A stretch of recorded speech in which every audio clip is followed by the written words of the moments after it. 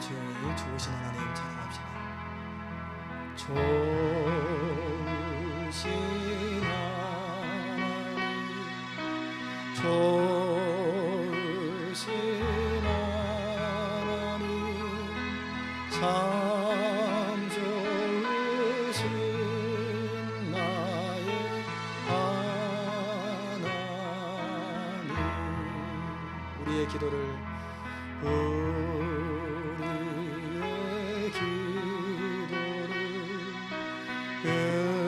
응답해 주시니 참 좋으신 나의 하나님.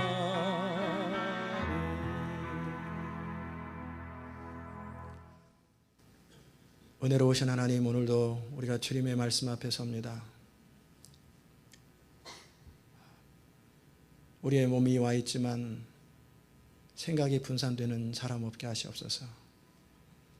또한 우리 생각으로 감정으로 동의하는 그 수준의 말씀이 아니라 성령의 감동으로 우리 영을 터치하는 말씀, 우리 영에게 생명의 씨앗이 심기는 그런 귀한 말씀으로, 믿음으로 화답하는 그런 귀한 말씀으로 다가오게 하여 주옵소서.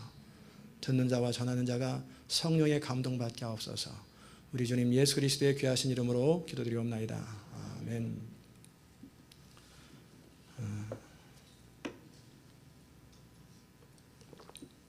여러분은 아마 어떤 소원이 있냐면 하나님의 임재를 경험하는 그런 예배를 드리고 싶은 소원이 있을 거예요. 아멘입니까? 또한 여러분 안에는 어떤 소원이 있냐면 말씀을 듣고 그 말씀이 나의 삶을 다스려서 이끌어가는 그런 삶을 살았으면 좋겠다. 그토록 많은 말씀을 들었는데 여전히 내 삶은 변화되지 않는 이유가 뭘까? 나는 왜 항상 앞으로 나가지도 못하고 알기는 다 알고 깨닫기는 다 깨닫는데 왜 나는 변화되지 않을까? 예배는 변화된 사람이 드리는 예배만 진정한 예배로서 가치가 있습니다. 그런데 어떤 사람이 변화되냐면, 어떤 사람이 참 예배자가 되냐면, 여러분이 하나님의 말씀을 몸으로만 듣는 사람들은요, 몸이 뒤틀려요. 생각은 다 딴 데가 있고 그 사람은 진짜 예배 아니죠. 이렇게 드리는 사람들은 스스로 알아요. 내가 잘못 드렸다는 걸, 내가 정성 없이 드렸다는 걸 다 압니다. 그런데 많은 경우 속는 사람들은 어떤 사람들이냐면 예배를 혼으로 드리는 사람이 있어요. 즉 생각으로 드리면서 아하 그렇구나, 깨달음의 수준, 아하 그렇구나, 아 맞다 맞아 그렇구나라고 깨닫는 수준의 말씀을 듣는 사람이 있어요. 그리고 감동받는 사람이 있어요. 좋은 예화나 근사한 어떤 말씀을 들으면 막 가슴이 찡하고 눈물이 핑 돌고 그걸 은혜 받았다고 생각하는 사람들이 있어요. 그래서 의지적 결단을 하고 내가 이제 믿음으로 살아야 되겠다. 그러나 당장 파킹란에서 누가 내 차를 딱 긁어놓으면 당장 화나잖아요. 왜? 그 말씀을 듣고 그렇게 살겠다고 했는데 일주일이 못 갈까? 그것은 다른 게 아니에요. 여러분이 혼적인 수준에서 생각과 감정과 의지의 수준에서 말씀을 들었고 그렇게 예배를 드렸기 때문에 그래요. 거기에는 하나님의 임재도 없고 거기에는 우리 영을 터치하시는 주의 음성이 없어요. 예배는 뭐냐면 참된 예배자는 첫째, 여러분이 예배를 앞으로 계속 평생 예배를 드릴 텐데 주의할 점은 시편 100편에 보면은 감사함으로 그 문에 들어가는 거예요. 감사함으로. 예배 올 적에 짜증내면서 화내면서 억지로 오면은 그 예배 하나님이 기뻐 안 하세요. 감사함으로, 기쁨으로, 기대함으로, 소망을 가지고. 두 번째는 찬송함으로 그 궁정에 들어가는 거예요. 그래서 예배 순서 가운데 찬양도 있고 그러는 거예요. 그 다음에는 그 회막 안에 번제단이라는 게 있는 것처럼 짐승의 피의 세크리파이스가 있어야만 하나님 예배를 받으시거든요. 그 말은 뭐냐면 짐승의 피를 흘렸던 것처럼 여러분은 철저하게 내가 아니라 예수 그리스도의 보혈로 용납받은 예수 그리스도의 보혈을 의지하고 나갈 때 그 예배를 하나님이 받으세요. 그 다음에 번제단, 그 다음에 물두멍이라는 게 있는데 그 물두멍은 손을 씻는 거거든요. 그것은 날마다 평상시 삶 가운데 여러분이 말씀으로 정결하게 되고 말씀을 순종하는 그런 삶을 살아가는 그런 사람들을 하나님께서 지성소에 허락하시는 거예요. 자, 그러면은 성소에 들어가면 어떤 게 있냐면 들어가자마자 오른편에 떡상이 있어요. 진설병이 있는데 그 떡은 뭐를 상징하냐면 믿음을 상징해요. 여러분이 여러분 자신이 항복한 상태가 믿음이거든요. 내 나름대로 내가 할 수 있는 한 최선을 다하는 건 믿음 아니에요. 거기에는 하나님의 역사는 없어요. 여러분의 인생의 문제가 해결되고 여러분의 사업의 문제가 해결되고 여러분이 어떤 기도의 제목이 응답되려면 항복이 일어나야 돼요.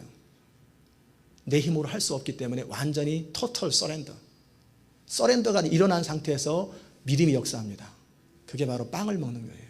내 능력으로 내 힘으로는 주님의 거룩에 참여할 수 없기 때문에 예수의 몸을 참여하는 거예요. 그리고 왼쪽에는 등대가 있습니다. 그 등대는 성령으로 마음을 새롭게 하는 거예요. 로마서 12장에 있는 것처럼 너희 마음을 새롭게 함으로 변화를 받아. 이 두 가지 완전한 항복과 날마다 성령으로 새롭게 되는 이것이 주의 보혈 가운데 이루어지는 사람들은 드디어 지성소로 들어가는 거예요. 지성소에 들어가서 주님의 임재를 받는 거예요. 그렇게 본다면 우리가 노력한다고 예배가 이루어지는 게 아니라 하나님을 경외하는 사람, 자기 항복이 이루어지는 사람, 자기가 부인되는 사람들만이, 즉 예배자만이 예배를 드리는 거예요. 그래서 아론에게 모세가 뭐라고 말했냐면 하나님은 나는 나를 아는 자 중에 거룩함을 얻겠다 말씀하신 거예요. 정말 하나님을 아는 사람, 정말 하나님을 릴레이션십 속에서 아는 사람들은 함부로 못 살아요. 하나님을 모르니까 대충 살지만, 하나님을 모르니까 대충 내 맘대로 살고 내 형편대로 살지만, 하나님을 정말 아는 사람은 두렵고 떨림이 있어요. 그래서 두렵고 떨림으로 너희 구원을 이루라. 그러기에 평상시 삶이 산제사가 되는 거예요. 세크리파이스가 되는 거예요. 그러게 예배는 여기서 드리는 게 아니에요. 여기는 회중이 모여서 함께 드리는 거고 평상시에 내 삶이 예배가 돼야 돼요. 날마다 말씀 가운데, 기도 가운데 늘 삶 자체가 설거지를 하면서 음식을 만들면서 예배자의 자세로 예배를 드리는 그 사람들이 모였을 때는 거기에 임재가 있는 거예요. 평상시 우리의 삶이 예배입니다. 그래서 예배자는 하나님이 찾으세요. 이 산에도 말고 저 산에도 말고 오직 하나님께 예배하는 자가 있나니 곧 이때라. 예배할 때가 있다고 그랬잖아요. 곧 하나님께 나아가는 자는 신령과 진정으로 예배할지니라. 참 예배자를 찾으세요. 저는 우리 교회 예배가 그런 하나님의 임재가 경험되는 그 예배가 드려지기를 간절히 소원합니다. 그 예배가 드려지고 그 찬양이 드려지면 어떤 일이 일어나냐면 여러분의 인생의 응답들이 다 나타나요. 예배 가운데 여러분이 궁금한 것들이 저절로 해결돼요. 여러분의 인생 가운데 해결되지 못하고 궁금했던 것, 그리고 삶에 어떤 문제들이 생길 때마다 예배 가운데 어떻게 해야 될지 답을 다 알게 돼요. 예배 가운데 회복이 일어나고 내면의 상처가 치료되고 예배 가운데 어떨 때는 질병이 치료되고 예배 가운데 하나님의 구름, 하나님의 임재의 상징이 나타나기 시작해요. 누가?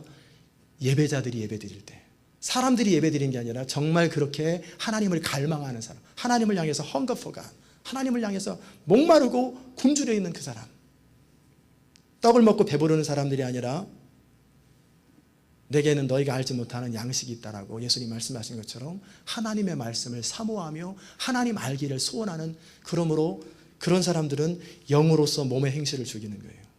영으로서 나의 생각과 내 감정과 내 의지를 쳐서 복종시켜서 성령의 다스림 받는 거예요. 하나님의 오늘 말씀이 선포될 텐데 하나님의 말씀을 여러분의 생각으로 동의하는 수준은 변화 없습니다. 감정으로 감동받는 건 변화 없어요.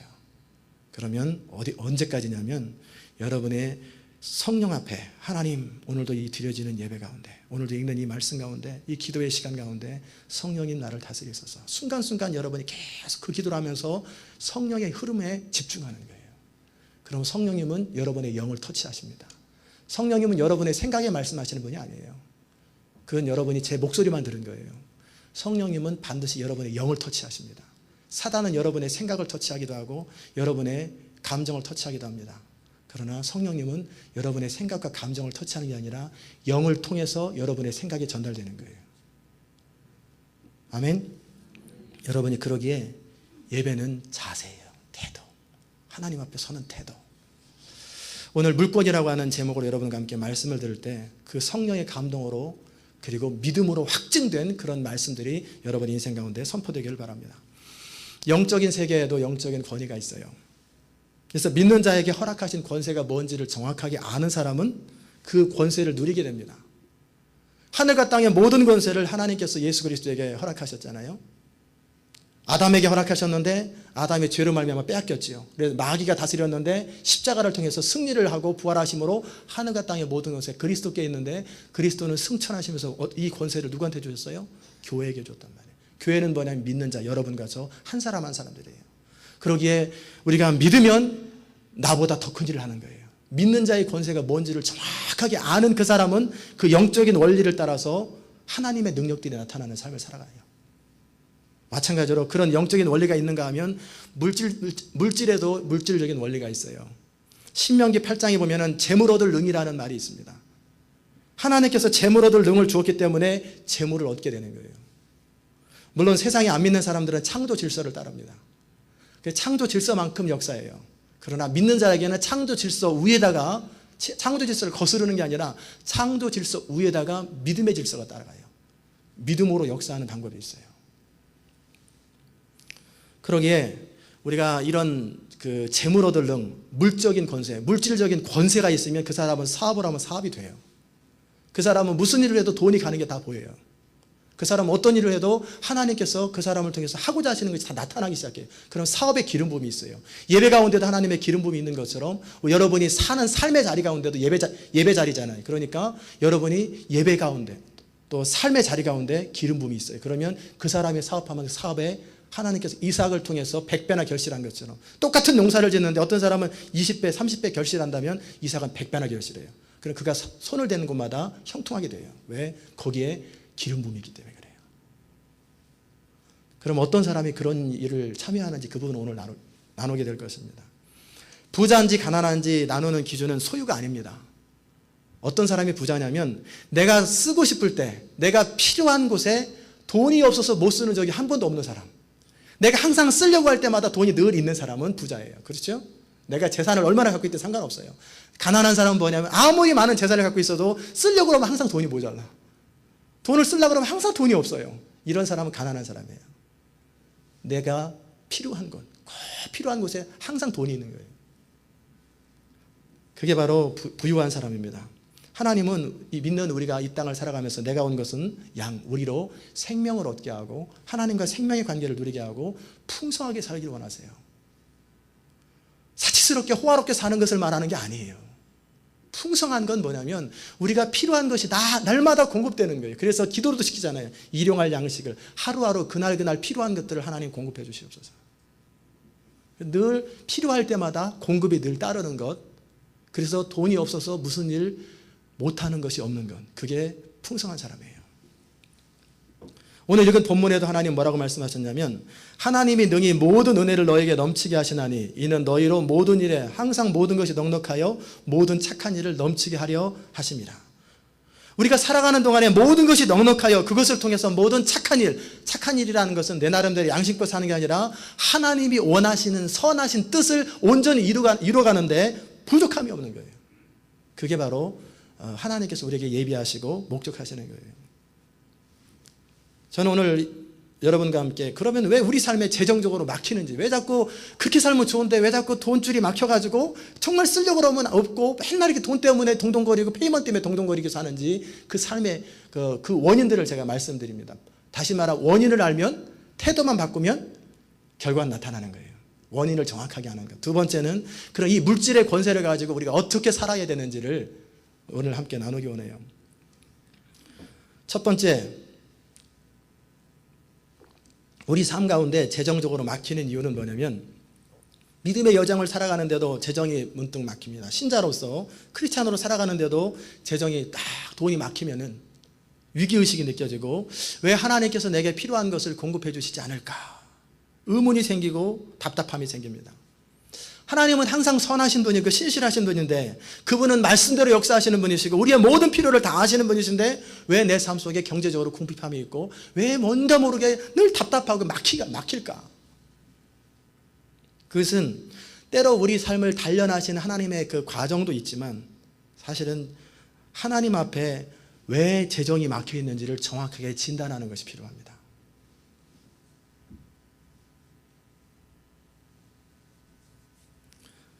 제가 8가지로 여러분과 함께 말씀을 나눌 텐데, 첫째는 하나님보다 물질을 더 사랑할 때 재정의 문이 막힙니다.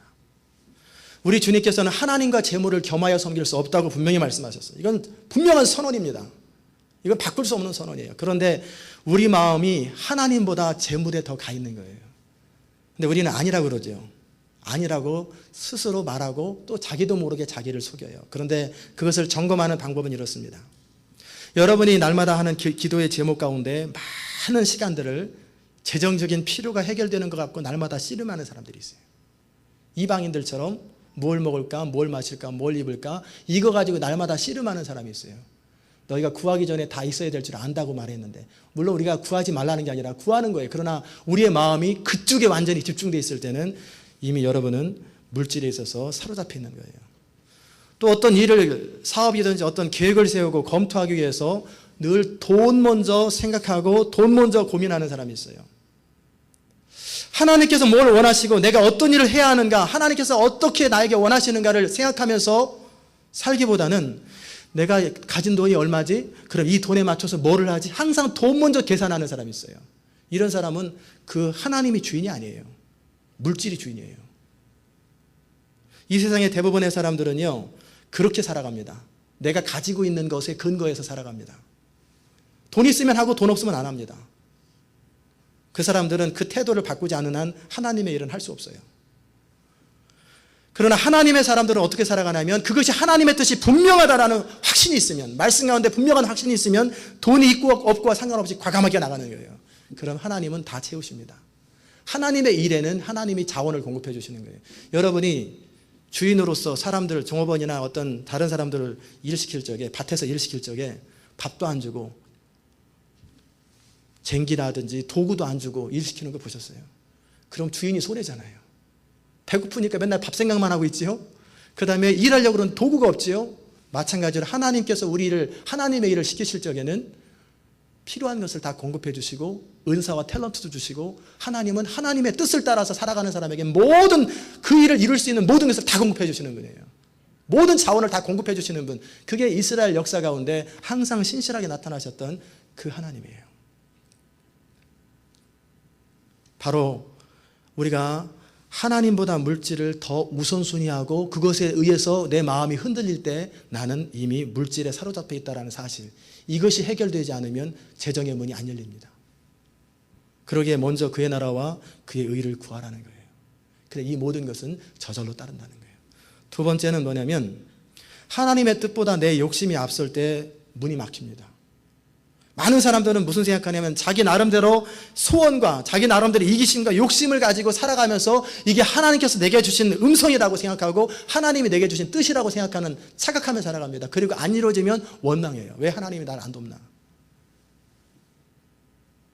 믿음이라는 건 뭐냐면 우리는 믿음으로 살아야 되거든요. 믿음으로 하지 않은 모든 것이 죄인데, 믿음이라는 것은 분명한 하나님의 음성을 듣고 확인한 상태에서 그리고 나서 한 발짝 한 발짝 가는 것, 그것이 믿음이에요. 그럼 반드시 신실하게 응답됩니다. 하나님께 충분히 기도하고 확신이 있고, 말씀 가운데 확신이 있고, 기도 가운데 확신이 있는 상태에서 그 일을 추진하면 반드시 하나님이 도우시는데, 근데 많은 사람들은 내가 하고 싶은 일을 하나님이 원한다고 생각해요.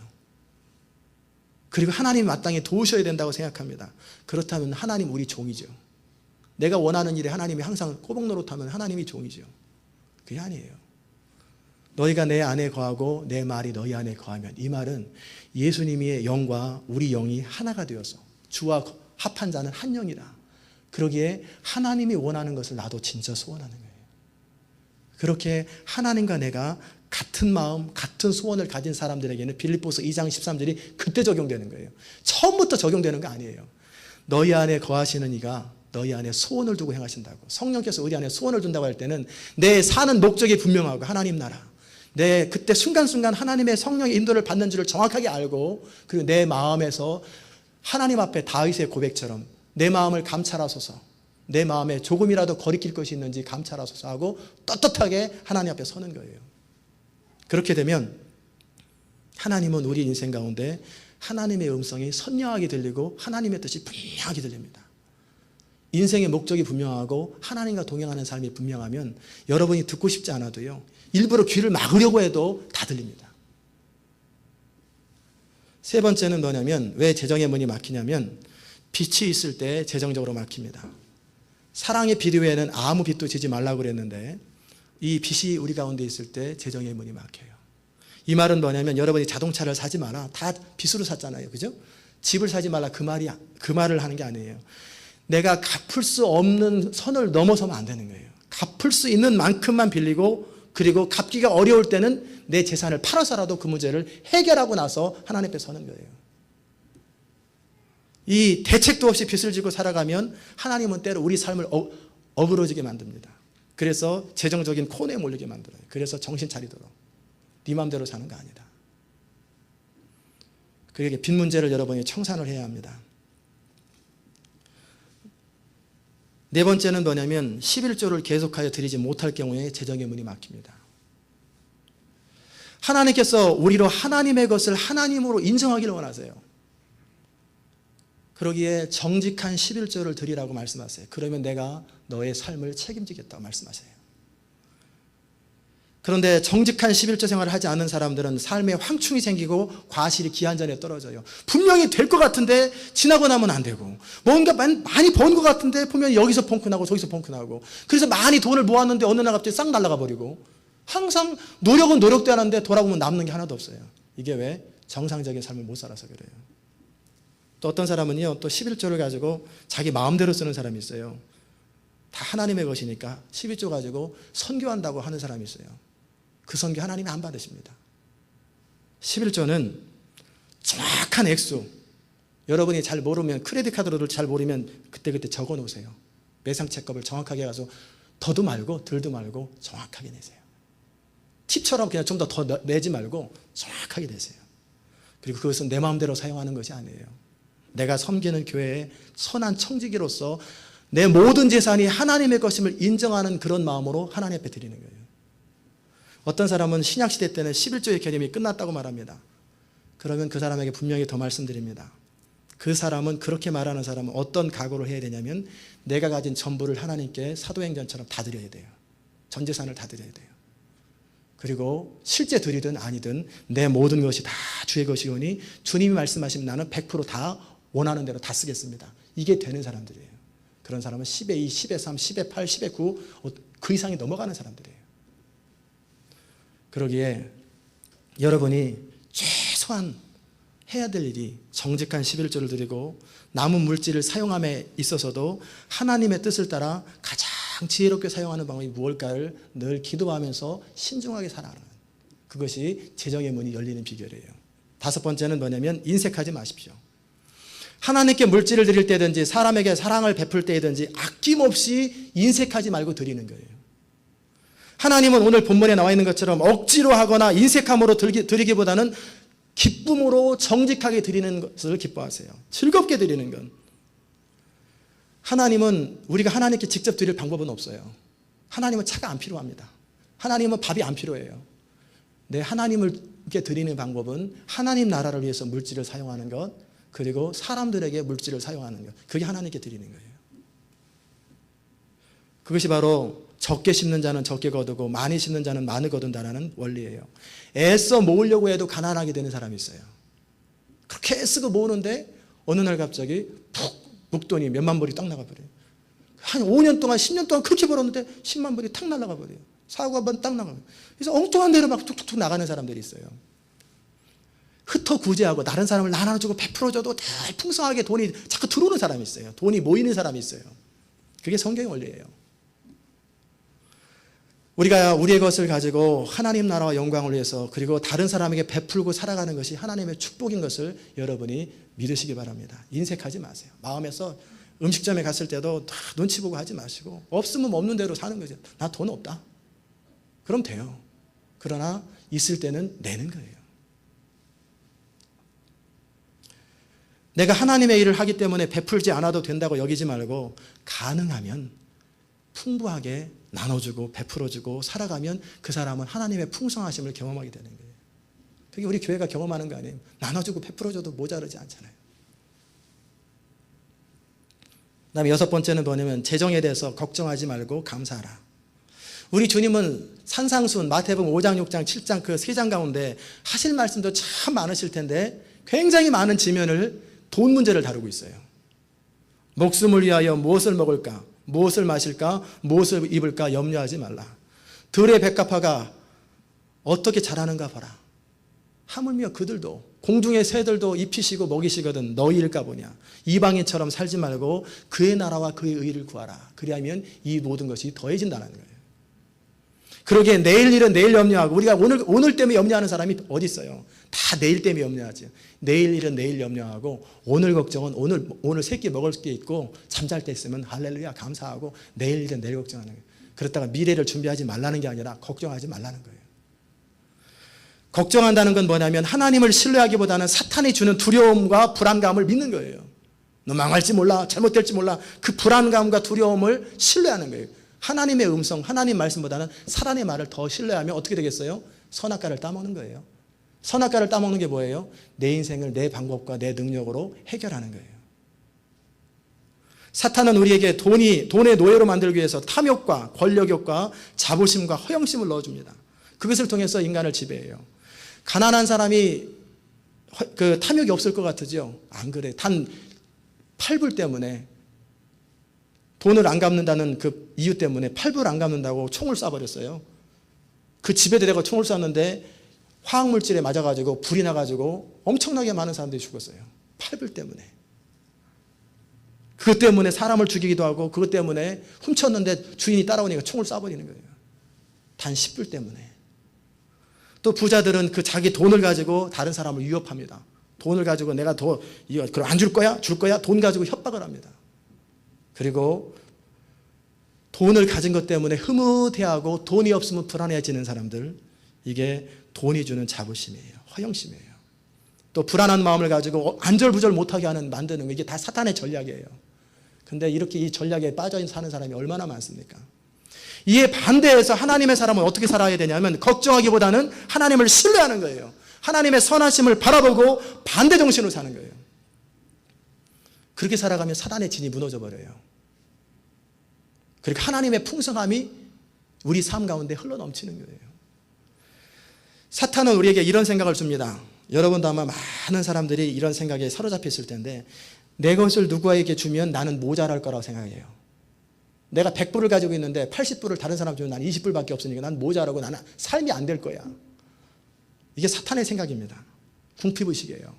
그런 사람들은 절대 다른 사람 나눠줄 수 없어요. 그런 사람은 선교 못합니다. 왜? 나 먹고 살아야지.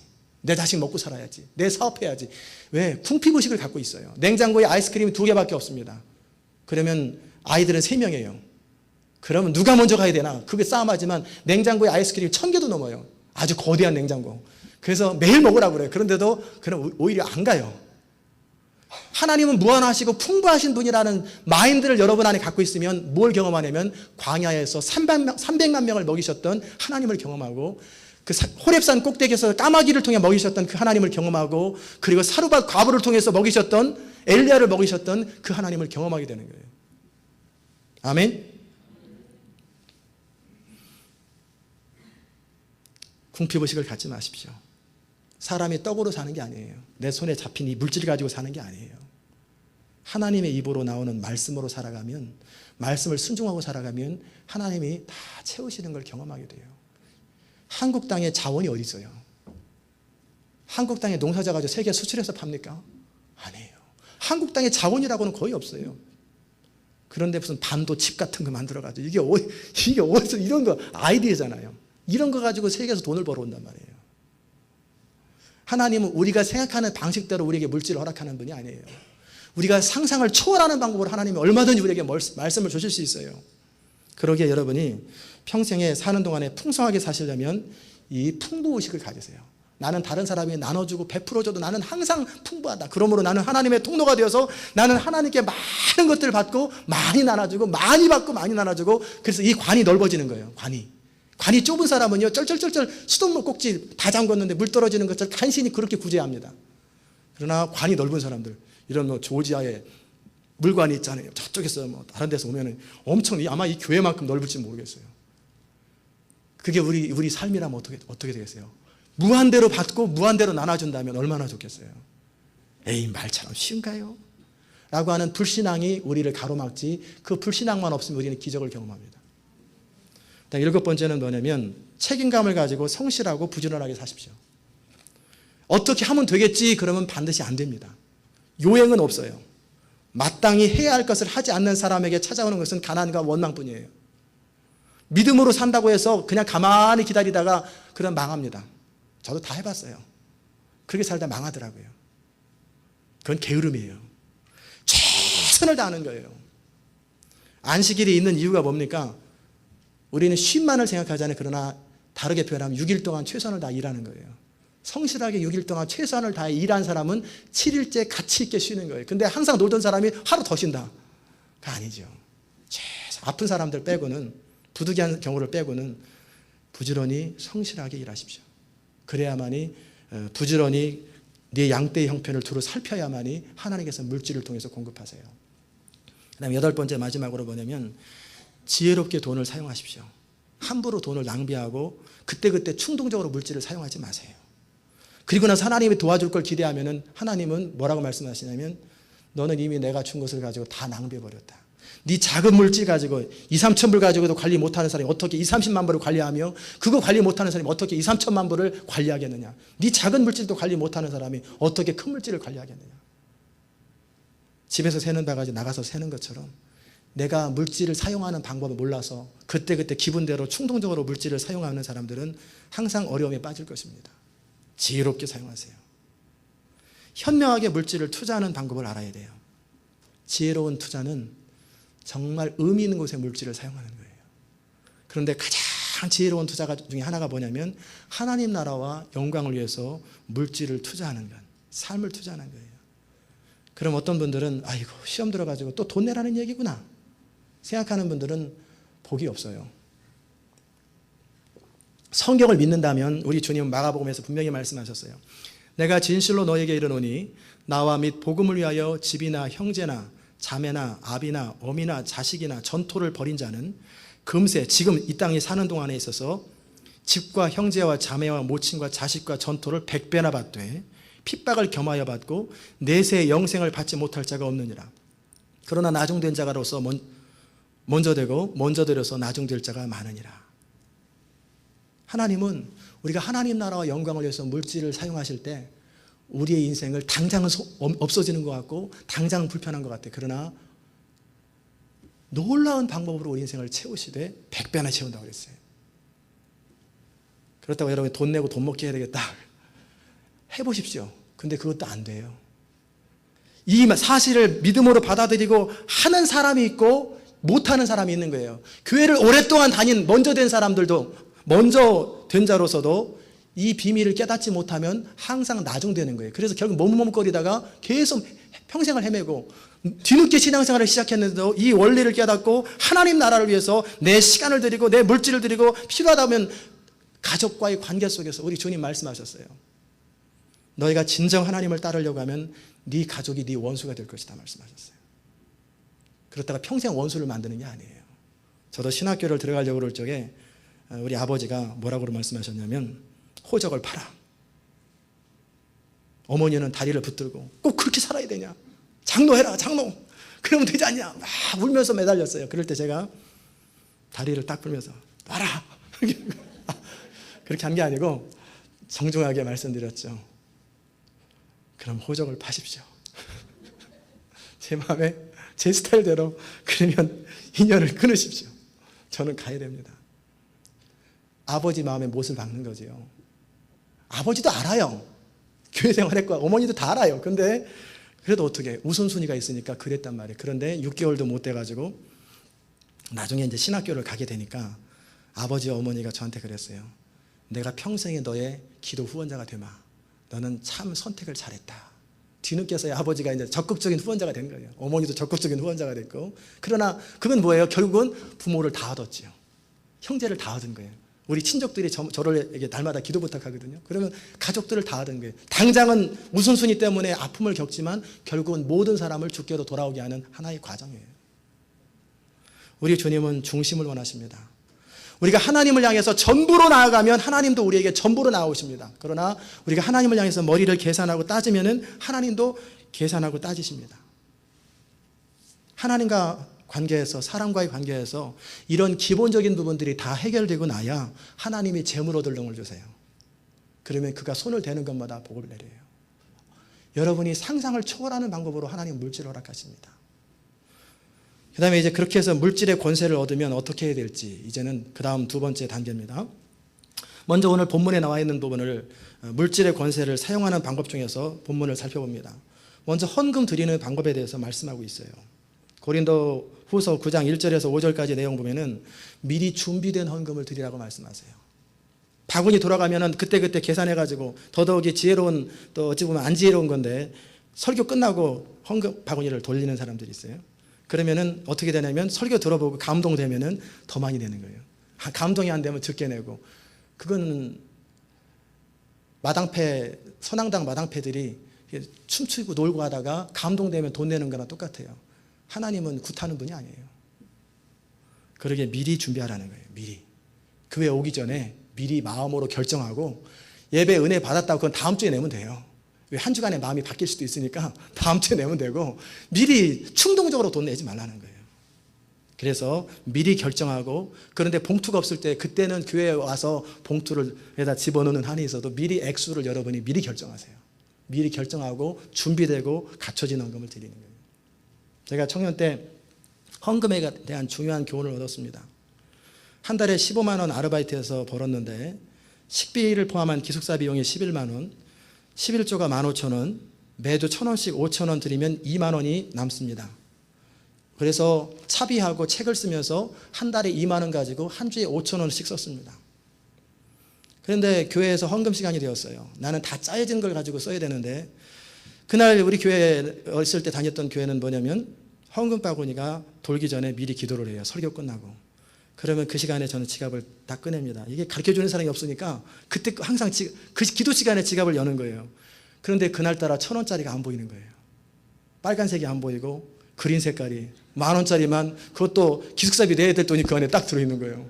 이거 어떡하냐? 한참 망설이다가 지갑을 딱 덮고 도로 집어넣고, 오늘은 내지 말자.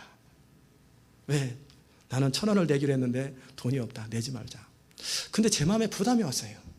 너 하나님을 사랑한다고, 너 하나님을 위해서 죽을 수 있다고, 그런데 너는 10,000원도 못 내는구나.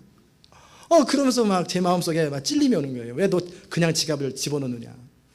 그때 감동을 받은 게 아니라 오기가 생겼어요. 내가 하나님을 사랑하는 걸 표현해봐야 되겠다 해가지고 어떻게 했냐면, 아무것도 아끼지 않는 제 자신을 보면서 그 10몇만 원을 다 내가지고 통째로 내려고 딱 그랬더니, 하나님께서 그 시간에 뭘 말씀하셨냐면, 제 스타일대로, 그때 제 말하는 스타일이 그랬으니까 헌금은 객기로 하는 거 아니다.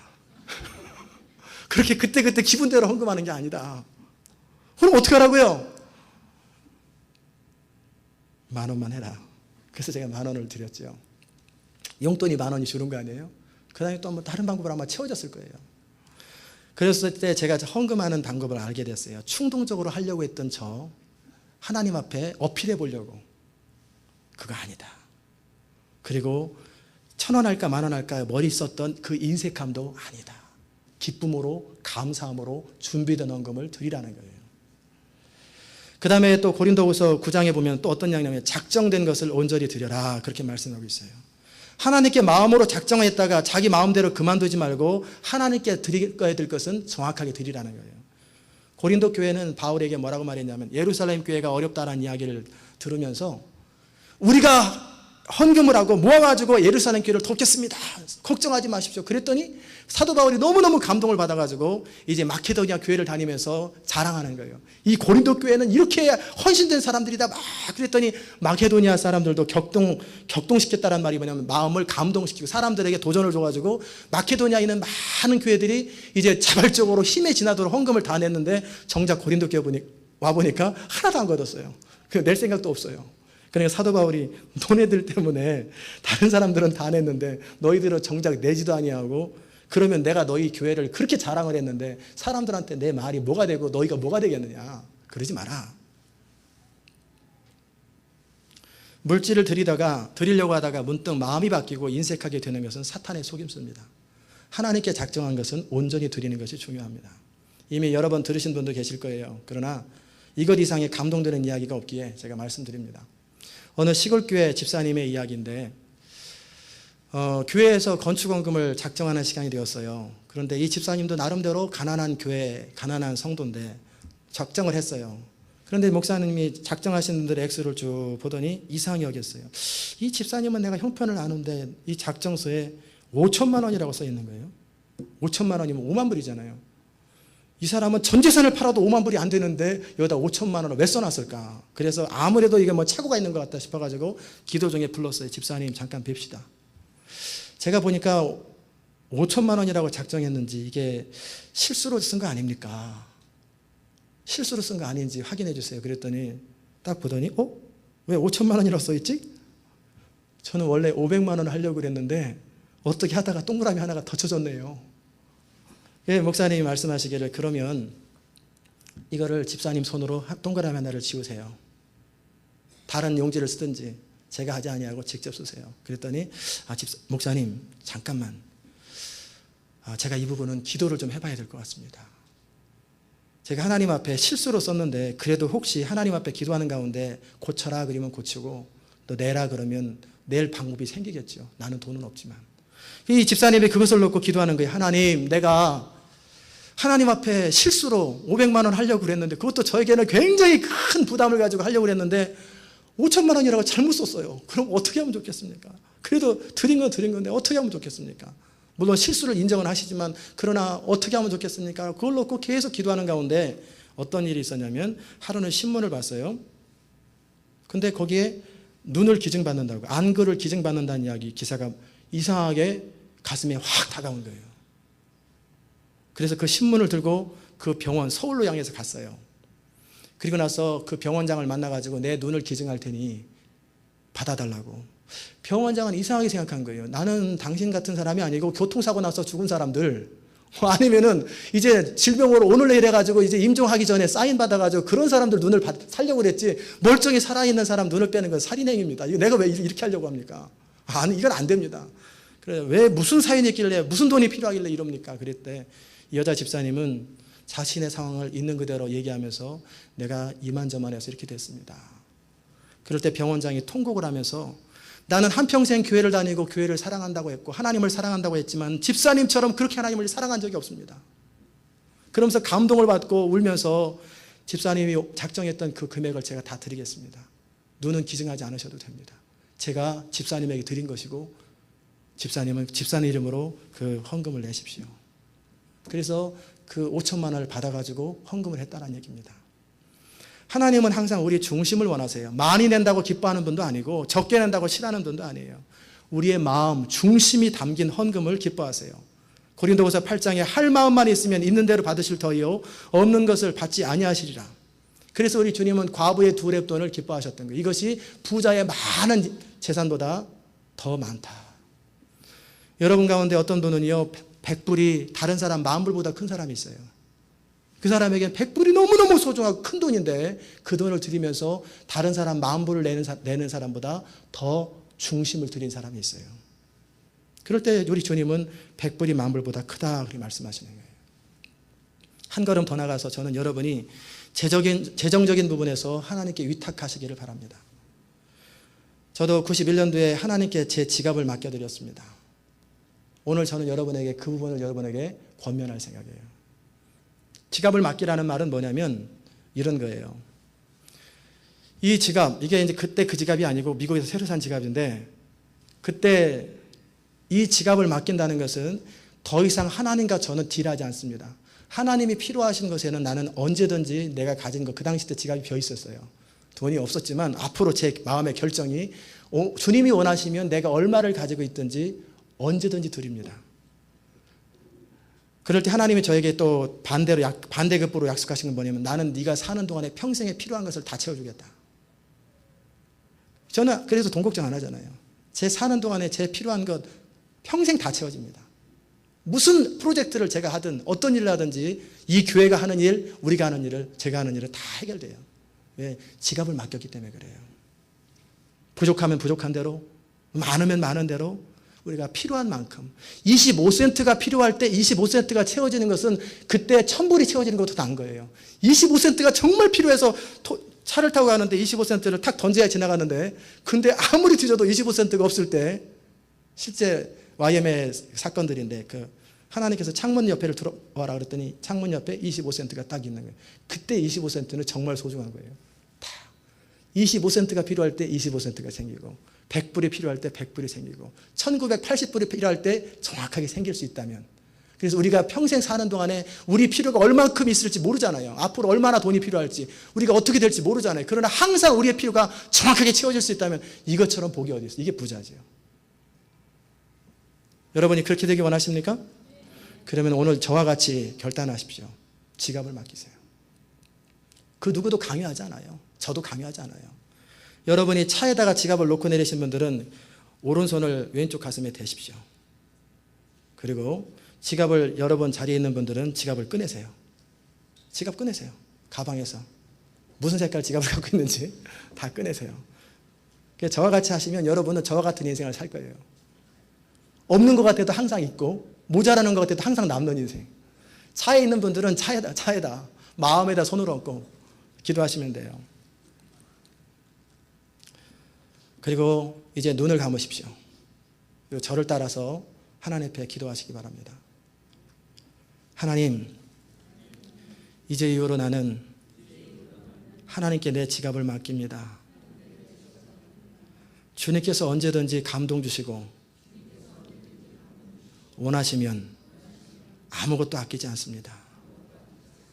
또한 하나님께서 내가 사는 동안에 필요한 모든 것을 채워줄 것을 믿습니다. 그렇게 하나님과 저는 계산하지 아니하고 실갱이하지 아니하고 온전히 하나 되겠습니다. 이 고백을 받아 주옵소서. 예수님의 이름으로 기도합니다. 아멘. 여러분이 중심으로 지갑을 맡기신 분들은 어떤 축복을 경험하게 될 것이냐면, 정말 하나님께서 기가 막힌 방법으로 여러분을 채우시는 것을 경험하게 될 거예요. 돈이 없을 때 기도하는 사람은 좋아요. 어차피 없는데. 돈이 많은 분들은 조금 마음에 부담이 생길 수 있겠지만, 그러나 하나님의 선하심을 신뢰하는 거예요. 그래서 여러분이 물질에 있어서 회개를 하고 물질에 있어서 하나님께 맡겨드리기 전까지는 여러분은 실제 예수 믿는 거 아니에요. 돈을 믿는 거예요. 물질이 회개하지 아니하면, 지갑이 회개하지 아니하면 참 회개가 아니에요. 여러분이 물질 부분을 하나님께 완전히 의탁하는 사람이 되면 인생의 전환점이 시작됩니다. 그게 첫 번째 헌신이라고 지난주에 말씀드렸잖아요. 내가 벌었다고 내 마음대로 사용하면 하나님이 내가 정말 어려울 때, 내가 정말 돈이 필요할 때 왜 나한테 기도하느냐? 너하고 나하고는 상관이 없느니라 그러실 거예요. 그러나 우리가 하나님께 전부로 나간다면 하나님도 우리가 필요할 때는 아무것도 아끼지 않습니다. 여러분이 사업을 하다가 한 달에 1,000만 불이 필요할 경우가 있어도 하나님은 1,000만 불을 채우시는 분이에요. 여러분이 10불이 필요할 땐 10불도 채우시는 분이고 빌리언이 필요할 땐 빌리언도 채우실 수 있는 분이에요. 그 하나님의 무한하심을 신뢰하십시오. 그런 여러분의 인생, 그 하나님의 무한하신 가사이즈 크기의 인생을 살게 돼요. 많은 사람들이 자기 능력의 한계 안에서 간신히 허덕거리고 허둥지면서 조금 더 낫고 좀 덜 낫고 100층 빌딩에서 밑에 차 봤을 때 조금 더 큰 차, 조금 더 작은 차처럼 그 정도 인생을 살아가잖아요. 그러나 그것을 넘어서려면 이 부분이 해결돼야 돼요. 우리가 이 작은 것을 주님께 맡기게 될 때 하나님께서는 무한하시고 전능하신 방법으로 우리의 모든 필요를 채우시는 걸 믿기 바랍니다.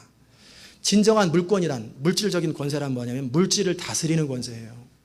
하나님의 뜻대로 우리에게 허용된 물질을 하나님의 뜻 가운데 사용하는 법을 깨닫는 사람만이 물권을 하나님이 주십니다. 그런 사람들은 물질의 권세가 생겨요. 그럼 그가 하는 일마다 잘 되게 돼 있어요. 왜? 물권이 있기 때문에. 그러면 하나님 나라를 해서 물질을 마음껏 사용할 수 있는 사람이 돼요. 주의할 것은 뭐냐면, 우리가 하나님께 그렇게 우리의 물질을 맡겨드리고 뭔가를 맡겨드리면 하나님께서 우리의 삶에 그 부분에 관심을 가지고 계시거든요. 동시에 사탄도 관심이 있습니다. 왜냐하면 사탄도 그 물질을 통해서 우리가 드려졌던 어떤 시간이든 뭐를 통해서 하나님 나라가 확장됨과 동시에 사단의 나라는 회방되기 때문에 사탄도 결사적으로 회방합니다. 그러나 아마 이번 주가 아니라 다음 주간에 여러분 마음에 갈등이 생길 거예요. 마음에 감동이 생겨서 누구 돕고 싶은 사람이 있고 헌금하고 싶은 마음이 드는데 마음에 그러면 안 되지, 이런 막 갈등이 될 거예요. 이 단계를 통과하지 못하는 사람은 물질의 권세가 안 생겨요. 여전히 물질의 노예가 됩니다. 이런 부분에서 시험에 들지 않도록 끼어 있어야 돼요. 하나님께서는 오늘 읽었던 본문 가운데 모든 은혜를 우리에게 넘치게 하시기를 원하십니다. 그래야 모든 착한 일을 넘치도록 하기 원하시는데 하나님 앞에 물질 부분에서 헌신된 사람을 이 시대에 찾고 있어요. 이제 마지막 하나님의 부흥의 시점이 이제 임박했는데 그때 물질을 모은다고 하나님이 말씀하세요. 물질을 모은다는 건 돈을 모은다는 개념이 아니에요. 물론 그럴 수도 있겠지만 그거보다는 그렇게 물질에 있어서 충실한 청지기를 모으고 훈련시키고 계신다는 거예요. 그래서 하나님 앞에 물질을 사용할 줄 아는 사람, 물질의 권세를 가질 수 있는 그런 사람들을 훈련시키고 있다는 거예요. 그런 요셉처럼 다듬어지고 다윗처럼 다듬어지고 그렇게 다듬어진 사람에게 하나님께서 사업의 능을 주세요. 재물 얻을 능을 주시면 그 사람은 엄청난 속도로 사업이 확장합니다. 왜? 그래야 그 사람의 물질이 하나님 나라에 쓰임받기 때문에 그래요. 우리가 지금 작은 일에 충성되면 큰 것으로 맡기십니다. 그렇게 지금 여러분이 작은 부분에서 계속 헌신하면서 훈련하십시오. 지난주에 언급한 것처럼 여러분이 작은 일을 하고 계실 때 그때 물질 심는 법을 훈련하세요. 적게 심는 자는 적게 거두고 많이 심는 자는 많이 거둔다. 여기에 중심이 담긴 상태에서 그래서 이 작은 것이라도 자꾸 드리는 연습을 하다 보면 처음엔 아까워요. 그 돈이면 내가 뭐를 할 수 있는데 그 돈이면 내가 이걸 할 수 있는데 별별 생각이 다 올라요. 그때 우리 자식들 가방 하나 사줄 수 있는데 뭐 차를 바꿀 수 있는데 별 생각이 다 납니다. 저도 다 그런 거 나봤어요. 그런데 그럼에도 불구하고 그 연습을 하십시오. 연습을 하시면 어느 단계는 훈련 기간이 있어요. 어느 단계는 내가 하나님께 드리는데도 바로 안 채워져요. 떡볶이가 아니에요. 돈 내면 바로 나오는 게 아니라 떡볶이가 아니고 좀 어느 시간이 지나가요. 우리 마음을 충분히 점검하는 시간을 하나님이 허락하십니다. 그럴 때 딱 점검이 딱 되고 나면 그때서부터 하나님이 여러분을 터치하기 시작해요. 저는 바라기는 여러분 가운데 지금부터 몇 년 사이에 한 달에 지금보다 100배에서 1000배 정도로 하나님께 드릴 수 있는 축복이 넘쳐나시기를 주의 이름으로 축원합니다. 제가 믿음으로 선포할 때 아멘하고 실제 응답하는 사람은 그대로 받습니다. 돈이라고 하는 것은 선한 것도 아니고 악한 것도 아니에요. 돈 자체는 중립입니다. 근데 이 돈이 사단의 손에 넘어가고 악한 자의 손에 넘어갈 때는 사람을 죽이는 일에 사용돼요. 사람을 망하게 하는 일에 사용됩니다. 그러나 이 돈이 하나님의 사람들 손에 쥐어지면은 생명을 살리고 가난한 자들이 구제되며 복음 사역을 위해서 놀라운 인류와 하나님 나라에서 귀중하게 쓰임받는 돈이 돼요. 돈은 사용됩니다. 그러나 돈 자체가 사용되는 것이 아니라 돈에 담긴 그 사람의 마음이 사용되고 그 사람의 믿음이 사용되는 거예요. 이스라엘 백성들이 모세와 똑같이 이집트의 10가지의 기적을 경험했습니다. 홍해도 경험했습니다. 그러나 이스라엘 백성과 모세의 차이가 뭔지 아세요? 이스라엘 백성들은 사건만 봤어요. 이런 일이 있었구나. 놀랍다. 그러나 어떻게 하나님이 역사하셨는지 그 원리를 발견 못했어요. 그러나 모세는 그런 기적들을 통해서 하나님께서 어떻게 할 때 이렇게 하시는구나, 어떻게 하실 때 역사하시는구나, 그 원리를 발견하는 거예요. 여러분이 영적인 원리도 마찬가지예요. 어느 날 갑자기 기름 부음이 뚝 떨어지는 게 아니에요. 어느 날 갑자기 하나님이 툭 역사하시는 게 아니라 그만큼 영적인 부분에서 헌신되고 다듬어지고 어느 과정이 다 지나갈 만큼 다 지나가야 돼요. 그래야 하나님께서 그 사람에게 어떤 사역을 맡기실 때 사역과 함께 기름 부음이 딱 시작되는 거예요. 사역이 시작될 때. 그 과정은 자기 자신을 준비하는 과정이에요. 그 영적인 원리를. 마찬가지로 물질도 마찬가지입니다. 물질에도 원리가 있어요. 그 원리는 오늘 제가 말씀드린 그 부분이에요. 저는 여러분이 단지 한 사건만을 경험하지 말고 하나님의 말씀과 또 여러분의 삶을 통해서 하나님의 원리를 경험하십시오. 왜 하나님이 축복하시는지, 왜 하나님이 그렇게 역사하시는지 원리를 아세요. 특별히 물질 부분에 있어서 여러분이 하나님의 원리를 깨달으셨다면 이제 그대로 기적의 통로로 사용되십시오. 하나님은 언제나 동일하신 분이에요. 그런데 성경에 나오는 모든 기적의 공통적인 특징이 있어요. 그건 뭐냐면 믿음과 순종이 전제가 돼 있어요. 믿음 없이 기적 나타나는 적 한 번도 없어요. 순종 없이 기적 나타난 적 한 번도 없어요. 믿음의 순종, 즉 실천이 믿음으로 말미암아 내 삶으로 순종하고 실천이 따랐을 때 그때 홍해도 갈라지고 요단강도 갈라지고 기적들이 나타나는 거예요. 그러게 여러분이 결단하고 삶으로 실천하기 전까지는 여러분과 아무 상관없습니다. 하나님의 나라와 영광을 추구하는 교회와 사람에게는 뭐가 필요하냐면 영권이 필요하고 인권이 필요하고 물권이 필요합니다. 영권은 기름 부음이에요. 하나님의 강력한 기름 부음이 그의 삶 속에, 그의 사역 속에 흘러넘쳐야 영적인 일을 할 수 있어요. 동시에 인권은 뭐냐면 사람이 따라와야 돼요. 아무리 나를 따르라는데 아무도 안 따라와요. 그러면은 그 사람은 안 되죠. 사람이 모여야 돼요. 자꾸 모이고 예비된 사람이 모여야 돼요. 그와 함께 협력하는 사람, 함께 하나님의 나라를 위해서 충성하는 사람들이 자꾸 모이는 거예요. 다듬어지는 사람들이 있어야 돼요. 그리고 동시에 뭐가 필요하냐면 하나님의 영권도 있고 또 사람도 있는데 물질이 안 따르면 안 돼요. 물권이 있어야 돼요. 그래서 마음껏 하나님을 위해서 아끼지 아니하고 쓸 수 있는 권세가 있어야 돼요. 그 세 가지가 갖춰져 있어야 하나님의 일을 마음껏 할 수 있습니다. 저는 이 교회와 여러분을 향하여 꿈과 기대가 있어요. 왜냐하면 하나님의 약속과 비전이 있기 때문에 그래요. 앞으로 여러분 가운데 많은 물질적인 권세를 가진 분이 생기게 될 것입니다. 그리고 그런 분들이 많이 이 교회에 오시게 될 거예요. 그래서 마음껏 하나님 나라 운동을 하게 될 거예요. 저는 이 축복이 여러분 모두에게 넘치시기를 간절히 바랍니다. 마지막으로 어떤 분이 셀모에 갔는데 저한테 그 말씀 하시더라고요. 목사님 메시지 가운데 항공모함 같은 교회, 군대 같은 교회, 이 교회를 갈 때 나는 내 성품과 안 어울린다. 그래서 나는 이 교회를 계속 있어야 되나 몰라야 되나 고민하고 있을 때 하나님께서 깨달음을 줬대요. 그래, 항공모함에는 위생병도 있지, 취사병도 있지. 그 생각이 딱 떠오르면서 여러 가지 직무가 있구나. 그렇습니다. 제가 항공모함을 타봤어요. 타봤는데 6층짜리 항공모함이에요. 별게 다 있어요. 밥하는 사람도 있고 사람을 치료하는 사람이 있고 옷을 수선하는 사람도 있고 별의별 사람이 있어요. 실제 총을 쏘고 대포를 쏘고 비행기 타고 나가는 사람은 실제 항공모함 전체 인구의 3분의 1도 안 돼요. 거의 3분의 2 대부분의 사람들은 그것을 준비하는 사람들이에요. 기도로 후원하는 사람, 그리고 함께 마음을 모으는 사람들이 필요합니다. 그러나 항공모함에 탄 사람들은 모두 하나같이 어떤 마음을 가져야 되냐면 이 나라를 보호하기 때문에 나는 내 생명을 아끼지 않는다라는 마음을 가지고 함께 항공모함을 타야 돼요. 마찬가지로 우리 모든 믿는 사람은 하나님 나라를 확장해야 할 영적인 군사입니다. 단지 직무에 있어서 은사와 탤런트에 있어서 참 다양한 거예요. 많은 기도하는 사람이 필요하고 어떤 사람은 위로하고 권면하는 그런 사랑이 넘치는 사람이 필요하고 어떤 사람은 다친 사람, 마음이 다치고 몸이 다친 사람을 치료하는 사람이 필요하고 어떤 사람은 물질 드리는 사람이 필요하고 어떤 사람은 가르치는 사람이 필요하고 치우고 닦고 정리하는 사람도 필요하고 각자의 은사에 따라서 많은 사람들이 하나님 나라에서 필요한 거예요. 그러나 공통적인 마음은 내가 하나님 나라 영광을 위해서 내가 가진 은사와 탤런트를 가지고 무엇을 할까? 드려지기 원하는 그런 마음이 있을 때 하나님은 그 사람을 사용하시는 거예요. 이제 마지막 때 강한 하나님의 역사하심과 부흥의 역사들이 곧 다가옵니다. 그때 저는 여러분 한 사람 한 사람이 아무도 소외되지 아니하고 다 쓰임받기 원합니다. 여러분의 은사를 따라, 여러분의 탤런트를 따라. 그리고 사업하시는 분이나 오늘 말씀을 듣 가운데 감동이 오신 분들은 물질의 권세를 추구하십시오. 물질의 권세, 물권을 추구하십시오. 영권도 추구하시고 물권도 추구하시고 인권도 추구하세요. 그래서 여러분이 하나님 앞에 귀중하게 쓰임받기를 주의 이름으로 축원합니다. 기도하십시다. 하나님 아버지 감사합니다.